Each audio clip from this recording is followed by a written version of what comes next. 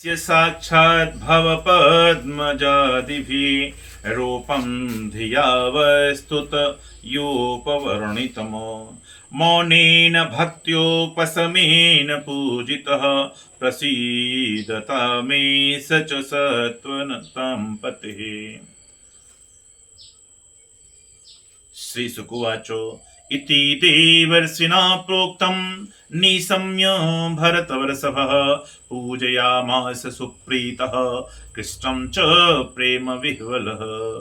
कृष्णपार्थावुपमन्त्र्य पूजितः प्रययौ मुनिः श्रुत्वा कृष्णं परं ब्रह्म पार्थः परमविस्मितः।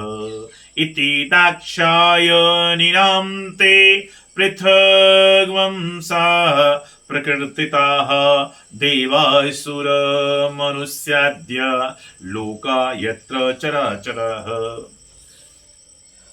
इस प्रकार से युधिष्ठिर, इस मनुष्य लोकों में तुम लोगों के भाग्य अत्यंत प्रशंसनीय है, क्योंकि तुम्हारे घर में साक्षात परब्रह्म परमात्मा मनुष्य का रूप धारण करके गुप्त रूप से निवास करते हैं। इसी से सारे संसार को पवित्र कर देने वाले ऋषि मुनि बार बार उनका दर्शन करने के लिए चारों ओर से तुम्हारे पास आया करते हैं।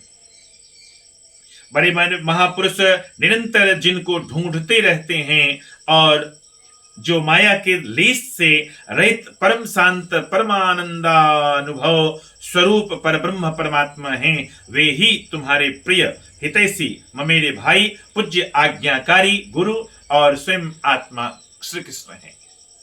शंकर ब्रह्मा आदि भी अपनी सारी बुद्धि लगाकर वे यह हैं इस रूप में उनका वर्णन नहीं कर सके, फिर हम तो कर ही कैसे सकते हैं।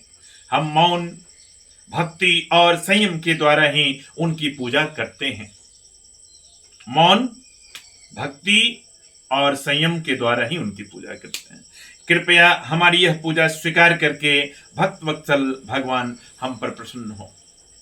श्री सुखदेव जी कहते हैं, परीक्षित देवर्षि नारद का यह प्रवचन सुनकर राजा युधिष्ठिर को अत्यंत आनंद हुआ। हम गाते हैं ना, बोलो आनंदम आरोग्यम ऐश्वर्यम, बोलो आनंदम आरोग्यम ऐश्वर्यम। तो आनंद हुआ युधिष्ठिर जी को। उन्होंने प्रेम विह्वल होकर देवर्षि नारद और भगवान श्री कृष्ण की पूजा की। देवर्षि नारद भगवान श्री कृष्ण और राजा युधिष्ठिर से विदा लेकर और उनके द्वारा सत्कार पाकर चले गए। भगवान श्री कृष्ण ही परब्रह्म हैं, यह सुनकर युधिष्ठिर के आश्चर्य की सीमा न रही। परीक्षित, इस प्रकार मैंने तुम्हें दक्ष पुत्रियों के वंश का अलग अलग वर्णन सुनाया। उन्हीं के वंश में देवता, असुर, मनुष्य आदि और संपूर्ण चराचर की सृष्टि हुई है। इति श्रीमद्भागवते महापुराणे वैयासिक्याम् अष्टादश सहस्र्यां पारमहंसायां संहितायां सप्तम स्कन्धे प्रह्लादनुचरिते युधिष्ठिर नारद संवादे सदाचार निर्णयो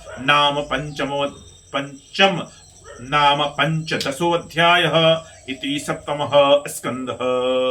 ओम हरि ओम तत्सत, हरि ओम तत्सत। इस प्रकार से आईटी के सेक्टर में, आईटी का जमाना है।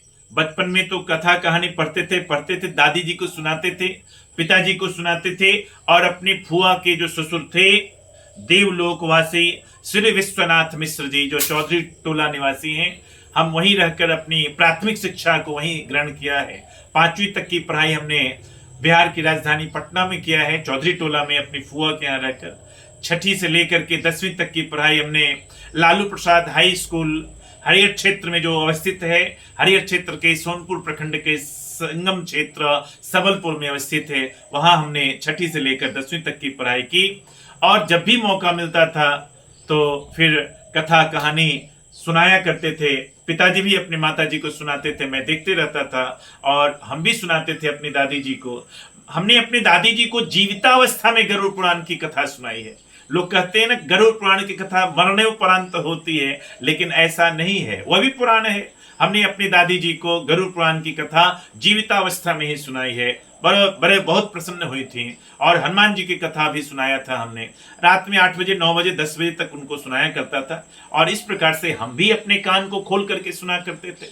देखिए, किसी को उपदेश मत दीजिए, किसी को उपदेश मत दीजिए। अगर उपदेश देना हो तो अपने कानों को दीजिए, पेड़ के पास बैठ जाइए, पेड़ को सुनाइए।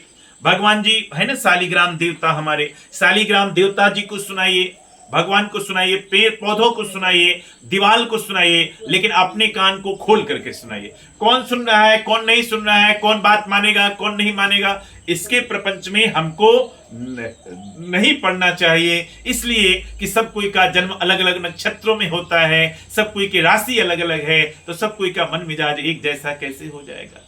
इस धरती पर आए हैं अकेले अकेले, जाना भी है अकेले अकेले, तो क्यों नहीं अपने अपने उद्धार के बारे में सोचा जाए, अपने अपने कानों को खोल करके भगवान नाम संकीर्तन किया जाए, भगवत चर्चा किया जाए। इन्हीं बातों के साथ मैं आपसे लेता हूं विदा। फिर मिलते हैं अगले वीडियो में, अगर संभव हुआ तो, या फिर लाइव सेशन में मिलते हैं। बहुत बहुत धन्यवाद।